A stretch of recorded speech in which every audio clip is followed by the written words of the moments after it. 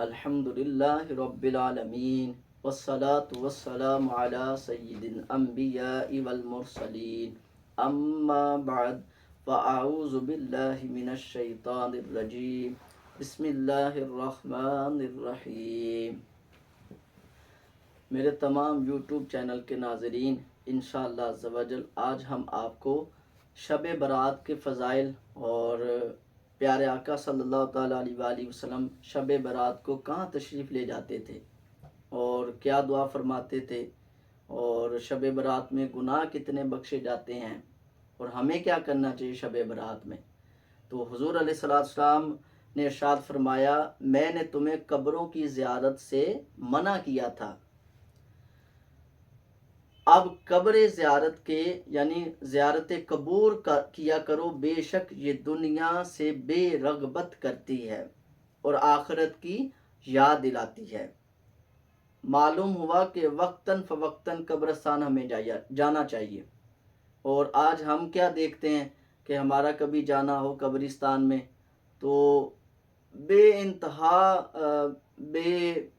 बेहिसी देखी है कि वहाँ एक कब्र देख लें तो जिस पर सालों से ऐसा लगता है कि जैसे कोई आया ही नहीं है।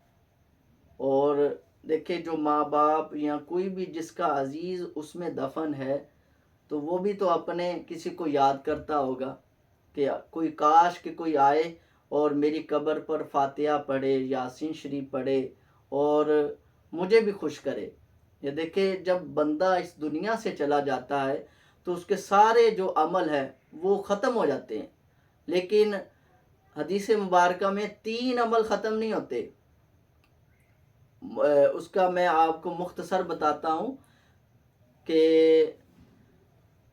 एक जो औलाद पीछे छोड़ते हैं, जो मरहुमीन औलाद छोड़ते हैं, या वो किसी ने सदका जारिया किया हो या उसका इल्म जो होता है वो सदका जारिया हो, तो इस तरह के 3 हैं। और जो औलाद होती है, औलाद भी जो वालिदैन इस दुनिया से चले जाते हैं उनके लिए बख्शिश का बायस होती है। तो आज देखें, हम जब कब्रिस्तान में कभी जाना होता है या कभी जाएं, हम खुद भी आप भी गौर करें कि हम कितनी देर बाद अपने अजीज़ों को कब्रिस्तान में जाते हैं मिलने।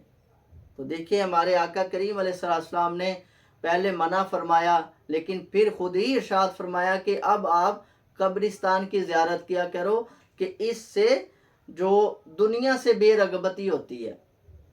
तो हमें चाहिए कि हमारे जो अजीज़ व अकारिब इस दुनिया से चले गए हैं उनकी कब्र पर जाकर हम भी उनके लिए फातिहा खानी करें, उनके लिए दुआए मग़फ़िरत करें और अपने लिए भी दुआए मग़फ़िरत करें। तो जन्नती इब्ने जन्नती, सहाबी इब्ने सहाबी हज़रत अब्दुल्ला बिन अब्बास रज़ी अल्लाह ताला अन्हुमा से मरवी है कि जब शब बराअत आती है तो मोमिन मुर्दे अपनी कब्रों से निकलकर अपने घरों के दरवाजे पर खड़े हो जाते हैं। ये देखिए, मैं पीछे कह रहा था कि वो भी इंतज़ार करते हैं।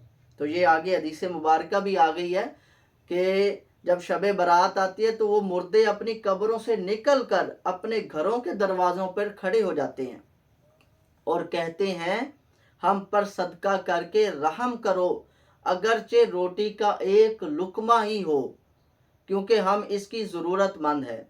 अगर वो सदका की हुई कोई चीज़ नहीं पाते तो हसरत से वापस लौट जाते हैं। जन्नती इब्ने जन्नती नवासे रसूल हज़रत इमाम हसन मुज्तबा रज़ी अल्लाह ताला अन्हा शब बरात के 3 हिस्से फरमाते थे। 1/3 हिस्से में अल्लाह पाक की इस फरमान यानी ए ईमान वालो, ये कुरान पाक में है, ए ईमान वालो इन पर दुरूद और खूब सलाम भेजो, पर अमल करते हुए अपने नाना जान रहमत आलमियान सल्लल्लाहु ताला अलैहि वसल्लम पर दुरूद पाक पढ़ते। 1/3 हिस्से में तौबा इस्तगफार करते और आखिरी तिहाई हिस्से में अल्लाह पाक के फरमान पर अमल करते हुए रुकू व सुजूद फरमाते। आप रज़ी अल्लाह ताला अन्हु ने इरशाद फरमाया, मैं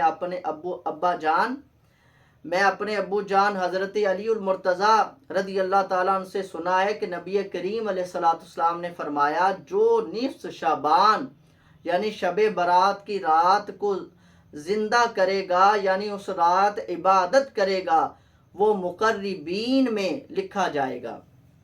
تو حضرت خالد بن معدان، حضرت لقمان بن عامر اور دیگر بزرگان دین رحمۃ اللہ تعالی علیہ شعبان المعظم کی 15ویں رات یعنی شب برات کو اچھا لباس پہنتے، خوشبو سلگاتے، سرما لگاتے اور رات مسجد میں جمع ہو کر عبادت کیا کرتے تھے۔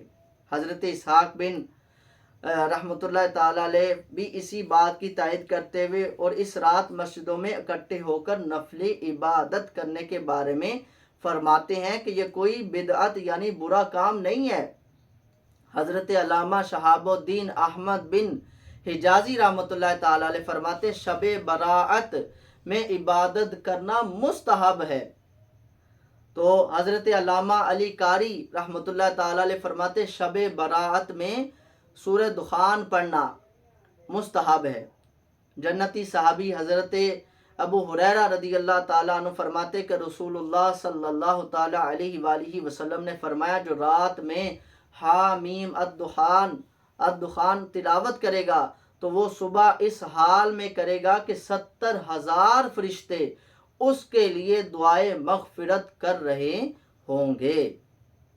تو ہمیں بھی چاہیے کہ ہم شب برات کو غفلت میں نہ گزاریں، ہم عبادت بھی کریں اور اچھے کپڑے پہن کر جائیں، اور پھر عبادت کے بعد اب مسجد کے بعد نفلی عبادت بھی کریں، اور اس کے بعد قبرستان بھی جائیں اور اپنے جو فوت شدگان ہیں مسلمان ان کو نہ بھولیں۔ تو قبرستان میں نے بھی دیکھا ہوگا، آپ نے بھی دیکھا ہوگا کہ وہاں پر اگر رات کو جاتے ہیں تو وہاں کھانا تقسیم ہو رہا ہوتا ہے۔